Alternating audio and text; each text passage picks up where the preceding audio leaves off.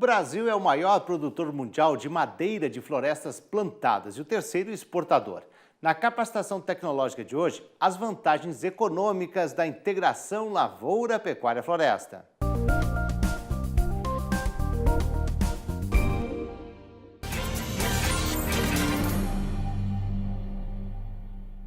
Bem, pessoal, então agora nós vamos tratar de integração lavoura-pecuária-floresta no bioma da Mata Atlântica e eu vou começar com uma introdução genérica e depois a gente evolui no tema especificamente da ILPF dentro desse bioma. Só para ilustrar alguns dados do Brasil com relação à madeira, olha só. Nós somos o primeiro produtor mundial de madeira serrada de florestas nativas. Produzimos em torno de 15 milhões de metros cúbicos. Ainda produzimos. Somos o terceiro exportador de madeira serrada, porque desses 15 milhões a gente consome quase todo ele aqui dentro do país. E no caso de madeira plantada, de celulose, que é oriunda de florestas plantadas, o país hoje é o terceiro exportador. Vejam só que oportunidade para as áreas de lavoura e pecuária quando elas integram com o componente arbóreo. O mercado nacional de 150 milhões de metros cúbicos, 23% vem de origem nativas ainda. Né? Em 2002 a gente tinha um consumo aqui em um mercado de 21 milhões, em 2013 já é de 23 milhões. Então temos aqui uma oportunidade de produzir madeira, não para papel e celulose, nem para aço e carvão, se bem que isso também pode ser contemplado, mas a grande oportunidade que a integração lavoura-pecuária-floresta traz é produzir madeira para esse tipo de mercado aqui, para esse tipo de negócio, que é crescente no país e crescente no planeta na medida que o acesso a florestas naturais é cada vez mais restrito e custoso. Só para ilustrar o que a gente vem comentando, essa é a oportunidade. Veja, 48% das terras dos estabelecimentos agropecuários, não estou falando de todas as terras do país, mas as terras que estão com estabelecimentos agropecuários no país, 48% são utilizadas como forrageiras, com pastagens, em bons e maus, em degradados estados, enfim, aí tem diferentes estágios de uso. Aqui existiria uma oportunidade interessante para essa situação que a gente chamava a atenção aqui, ó, de produção de madeira. E o que é melhor nessa estratégia, sem afetar a produção da pecuária nesse aspecto. Hoje está assim, né? Nós temos 27% das terras que estão detidas em estabelecimentos agropecuários, 27% está com lavouras, 71% das terras nos estabelecimentos, não no território nacional, estão com pecuária e com floresta plantada, 1%. Floresta plantada, isso aqui é uma ilustração de monocultivos, pastagens somente, lavouras e árvores. E a estratégia aqui é que essa área aqui, pelo menos essa, num primeiro momento é mais fácil tratar desta área do que desta, e eu vou ilustrar para vocês mais à frente o porquê, com árvores, porque esse outro componente, o componente animal, tem um ganho considerável quando a gente coloca árvores aqui.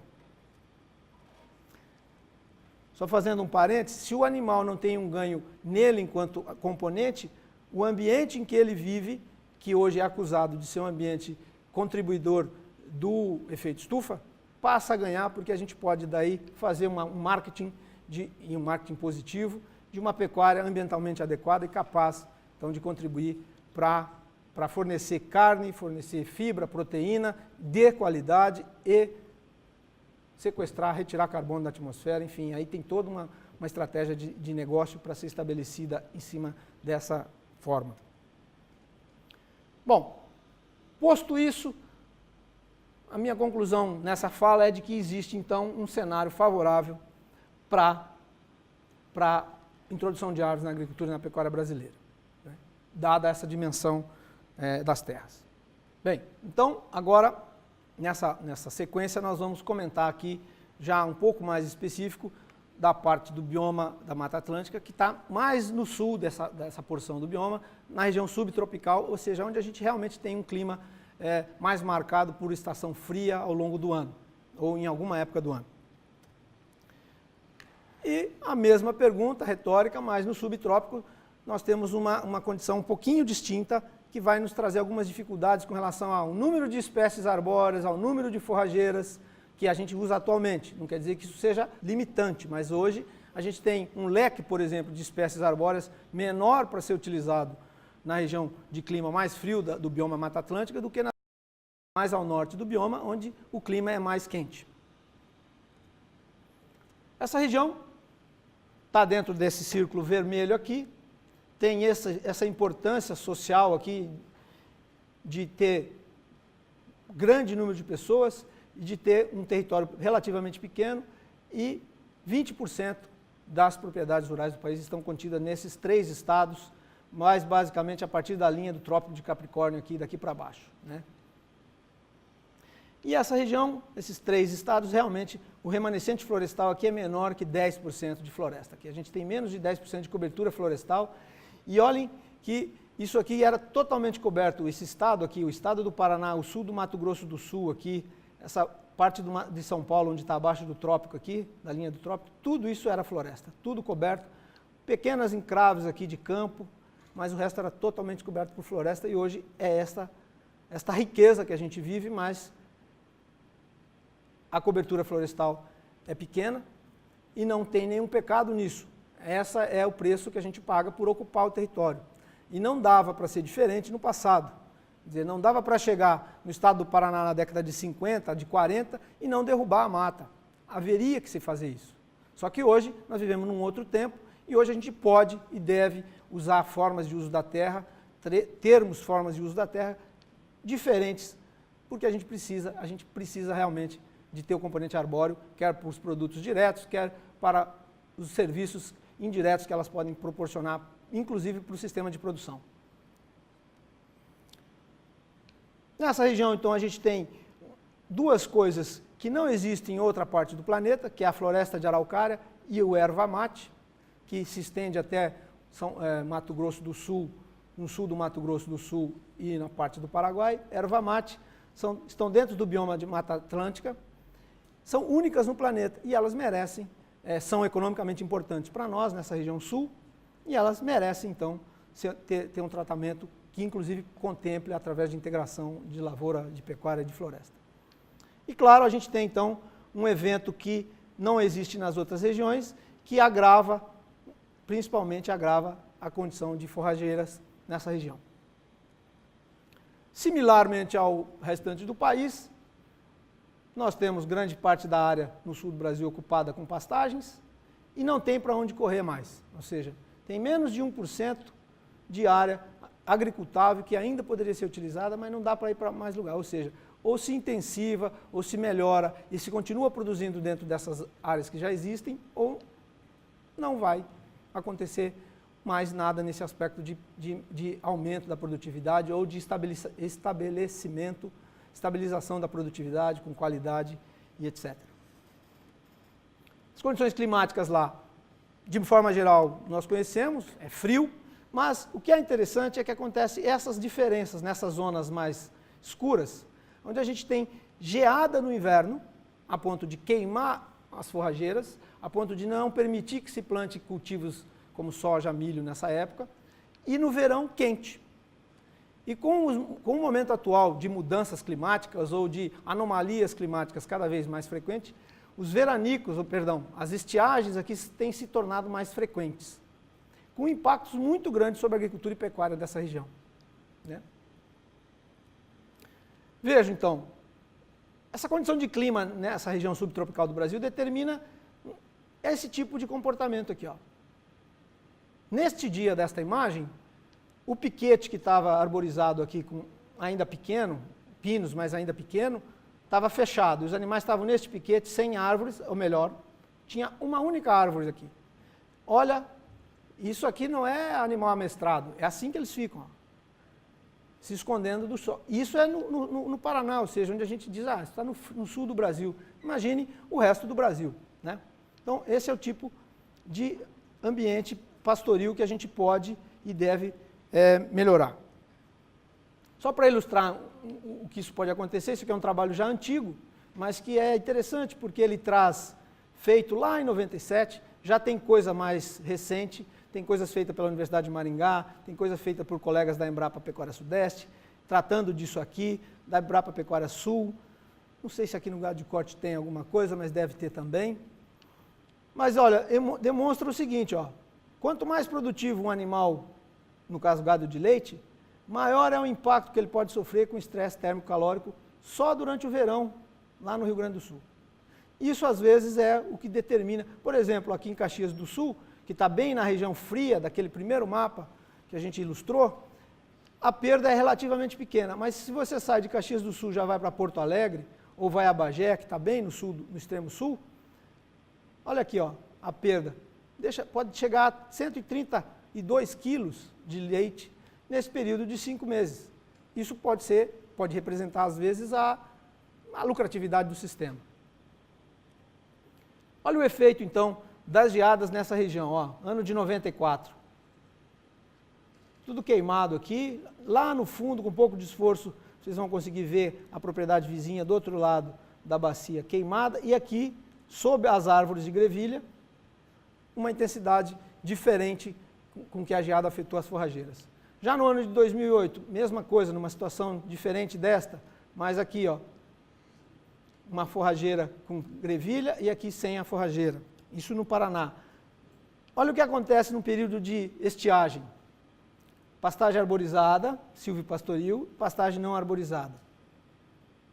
Isso gera um impacto na retomada, ou seja, depois que passa esse estresse climático, esta área aqui tem condição de retomar seu crescimento ou de repovoar mais rapidamente, de ofertar forrageira mais cedo ou um tempo menor do que esta aqui que sofreu, no caso desse exemplo, com estiagem, mas poderia ser o mesmo caso de geada. Então, você tem aqui no tempo um sistema que flutua menos, ou seja, os picos de flutuação do sistema é menor e é, portanto, um sistema mais resiliente com relação a um estresse ambiental, como é o caso de um veranico.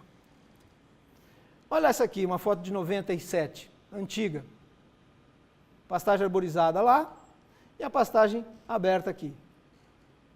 O efeito da presença e da ausência de árvores.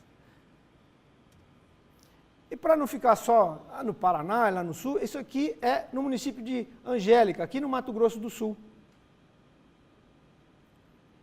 Na Fazenda São José, ó, dentro do sistema, uma foto de dentro para fora. Essa foto da Maria Eloá, uma zootecnista, essa é a propriedade dela. De dentro para fora, ó, lá e aqui. Embora essa região do Mato Grosso do Sul ocorra geadas de vez em quando, mas quando ocorre, o impacto é muito grande. É severo. Agora, imagine então se essa região que nós estamos tratando, Mato Grosso do Sul, ou se o município de Angélica tivesse todas as suas pastagens com essa forma de uso da terra, como é que seria então o rendimento ou a situação? A gente fala de rendimento de pecuária, mas imagine aqui carbono, imagine aqui água, ambiência animal e outras situações derivadas do uso da terra, como essa aqui. Isso aqui é para ilustrar como é que acontece a questão. Mostrei a estiagem, né? Isso aqui é uma seca, isso aqui é uma estiagem. E olha o que acontece nesse período de estiagem dentro dessa área aqui. Chove, um dia depois da chuva, essa é a fração de água disponível no solo. Ó. Nesta posição daquele lado do renque, no meio, mais ou menos aqui assim, e aqui assim. Esta é a condição de fração de água disponível no solo. Junto da copa desse lado, menor, porque provavelmente, aliás, não é provavelmente, havia medição da direção dos ventos, aqui a chuva tinha um sentido que a copa das árvores interceptava a parte da chuva e a deposição de água foi menor deste lado aqui, mas foi melhor deste lado. E no meio, uma diferença, sem diferença praticamente, da área sem árvores. Daí se passam 27 dias sem chover. E olhem o que acontece então nas mesmas posições. A área arborizada continua tendo uma reserva na posição central, como se fosse uma caixa d'água, que por difusão lateral vai fornecer umidade para cá e para cá. E na área sem árvores já está assim. Claro que aqui teria que ser menor, porque tem, além da forrageira, tem também o componente arbóreo retirando água nesta posição, mas ela tem a uma proximidade aqui de menos de 14 metros, água que poderia ser. Então, isso ajuda a entender por que naquele período de estiagem a pastagem se mantém verde por um período maior do que a pastagem aberta. Isso não é pastagem, mas isso é café, região noroeste do estado do Paraná, bem próximo aqui do sul do Mato Grosso do Sul. Café adensado no ano de 94, numa propriedade rural, no município de Cianorte. Vejam só, lá tem uma mata, daqui até a mata, toda esta área tinha café adensado. Havia uma única árvore perdida aqui, de casuarina, que depois da geada de 94, manteve uma reboleira de pés de café em torno dela. Então a pergunta, né?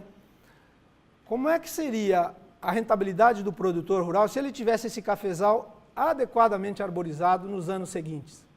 Aonde provavelmente a região teve um impacto ambiental, um estresse ambiental que seria por efeito de geada, que destruiu os cafezais, e esse produtor seria um dos poucos que teria café para vender ou para comercializar, enfim, naquele momento. Ou, uma hipótese mais altruísta, se toda a região cafeeira tivesse adequadamente arborizada, nós teríamos uma produtividade de café e o nosso café do dia a dia seria mais barato.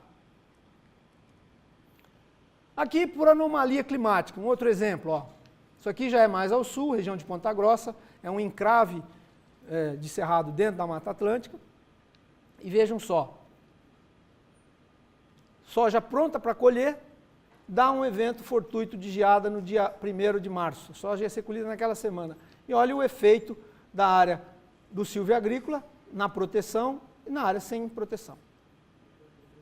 Então, além dessa proteção, ele aqui tem um outro componente de renda.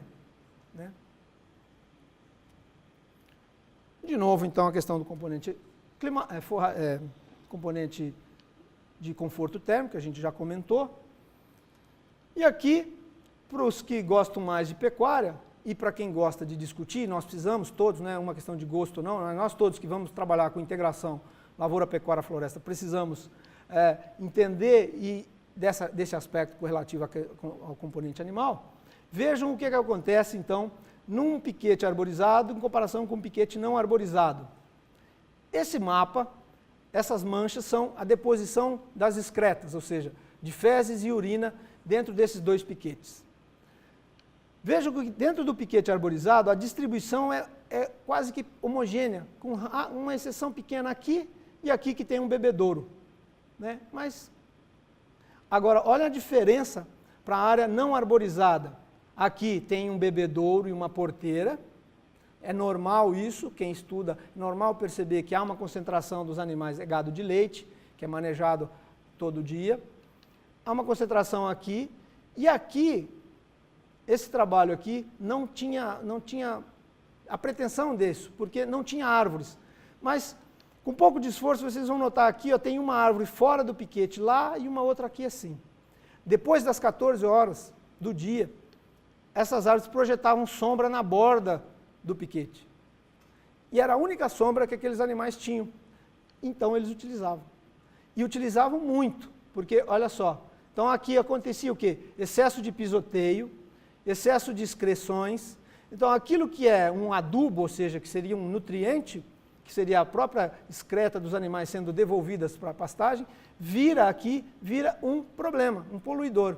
Então você tem compactação do solo, você tem dificuldade de crescimento das forrageiras aqui, você tem todo esse aspecto ruim, vamos dizer assim, não adequado dentro da pecuária. Então, se a pecuária fosse totalmente como esta, nesse caso, a gente teria essa redistribuição das excretas e a gente teria menos problemas oriundos desse tipo aqui de sobreuso de pontos dentro de um piquete. Bom, dito isso, eu vou fazer uma rápida evolução de como é que essa história de integração lavoura ou de agro-silvopastoril aconteceu nessa região subtropical. Bem rápido para vocês entenderem, e eu acho que isso é um argumento importante para quem vai trabalhar nessa região no futuro. E agora, perdoem aqui a liberdade poética, mas eu entendo isso como mundos em coevolução. A gente tem um mundo agrícola, um mundo pecuário e um mundo florestal, né, que estão em coevolução. E o que a gente pretende é que eles coevoluam em sentido da integração.